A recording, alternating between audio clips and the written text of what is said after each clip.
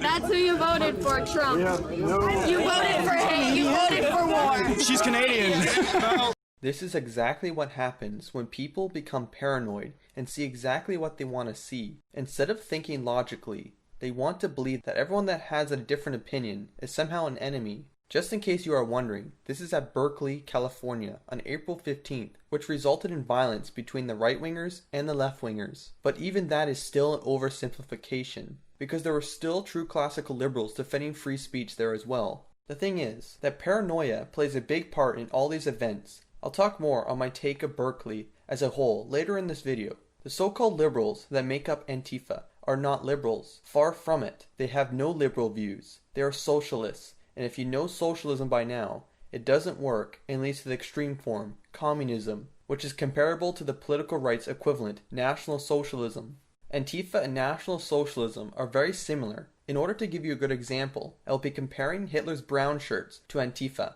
Let's dive back in history to learn about Hitler's brown shirts. But before we start, I think it's a good idea to know what National Socialism is for those that don't know. National Socialism has interesting German roots. It can be traced back to the Prussian tradition that was developed under Frederick William I, 1688 to 1740, Frederick the Great, 1712 to 1768, and Otto von Bismarck, 1815 to 1898, which viewed the discipline of the Prussian army and militant spirit as the standard for all individual and social life. It was also added to the tradition of political romanticism, which had a deep resentment towards rationalism. Rationalism is the view that regards reason as the primary source and test of knowledge. The idea that reality itself has a naturally logical structure, while romanticism in politics is basically the same as utopianism. If you have seen my video on utopias, I talk about socialist utopian societies. National Socialism, also known as Nazism, follows the same belief, the dreaming of returning to a society that no longer exists, or dreaming of a society that has not existed. These views are also in socialism and communism, which all have failed.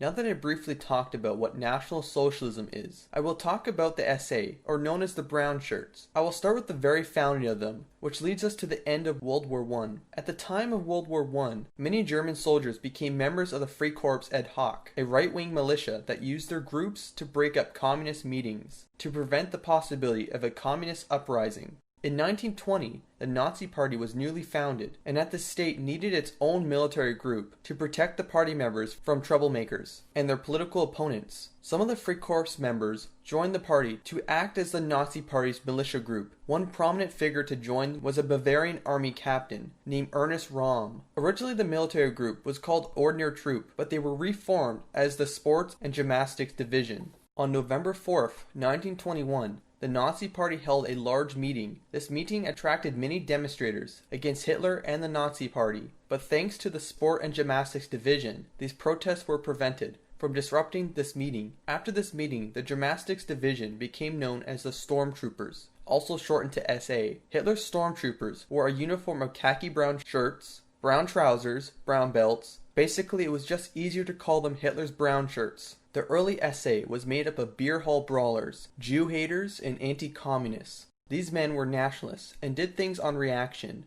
They were more interested in beating people up for the fun of it, rather than to stage a political debate. Following the failed Munich beer hall putsch, in which the Nazis' first attempt at seizing the government by force, Hitler really hoped that his nationalist revolution in Bavaria would spread to the unhappy German army, which would result in bringing down the government in Berlin. Funny thing is, the revolution was almost instantly suppressed. This put Hitler in prison for high treason. Luckily for him, he only served 8 months of the 5-year sentence, and the brown shirts were banned from April 1924 to February 1925. To get around this ban, the brown shirts changed their name to Front Band. Ernest Röhm was not imprisoned, but had been discharged from the army and became the leader of Front Band.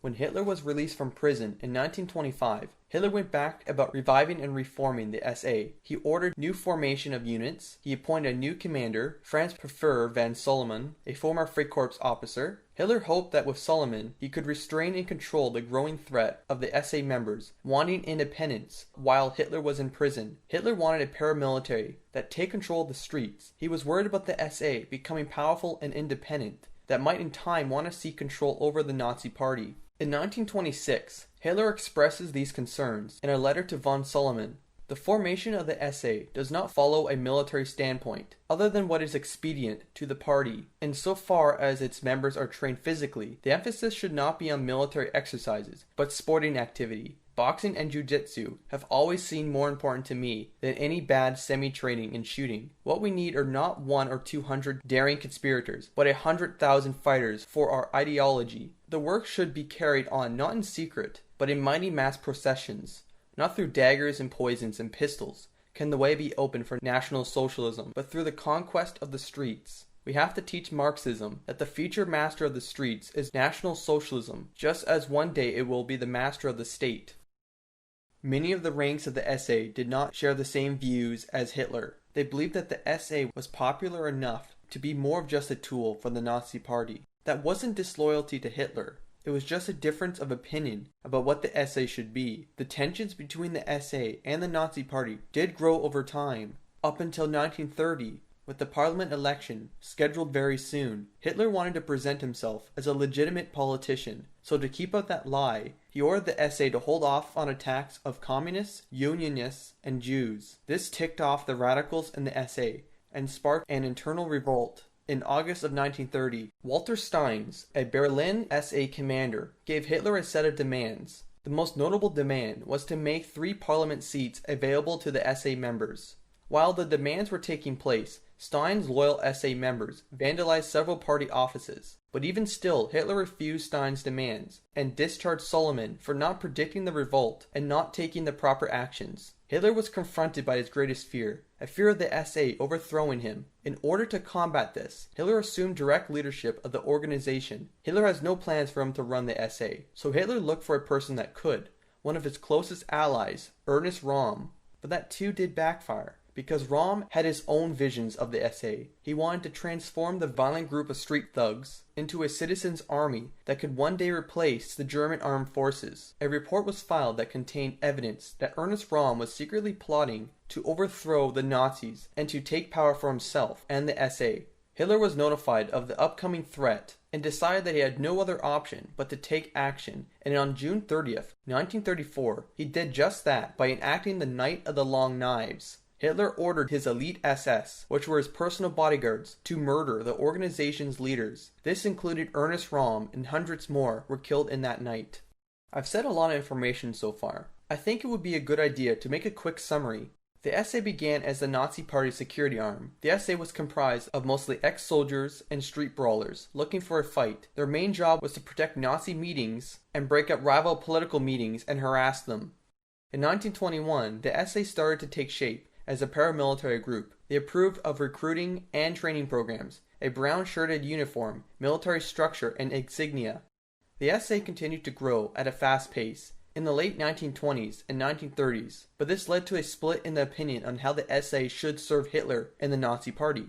Hitler began to be concerned about the size and strength of the SA and some of the leaders' intentions. In 1930, Hitler passed the leadership of the SA to Ernest Röhm, one of his longest-serving allies. Under Röhm's command, the SA continued to grow, reaching around 3 million members by late 1933. Hitler's concerns became a reality, as reports showed that he was going to be betrayed by Ernest Röhm and others wanting to take over. Hitler seen the reports and enacted the Night of the Long Knives, which had Hitler's elite SS murder Ernest Röhm and hundreds more in the night. After the Night of the Long Knives, the SA continued to exist, but in much reduced membership, because young men chose to join the regular army rather than the SA. The rise of the Sturmstrafe, or abbreviated to SS, led by Heinrich Himmler, saw the elimination of the SA's power. That about sums up the history of the SA. I find it funny how even Hitler couldn't stand the thuggish brown shirts, but in the end, that fear did not continue for the people of Germany, eventually creating a Nazi police state, where the Gestapo secret police did as they pleased. Everyone did what they were told, and if they didn't, they paid the ultimate price. The children were easily indoctrinated by the education system and the Hitler Youth movement. The police state worked on the rule that if you said nothing and kept any doubts about what was going on to yourself, that nothing would happen to you.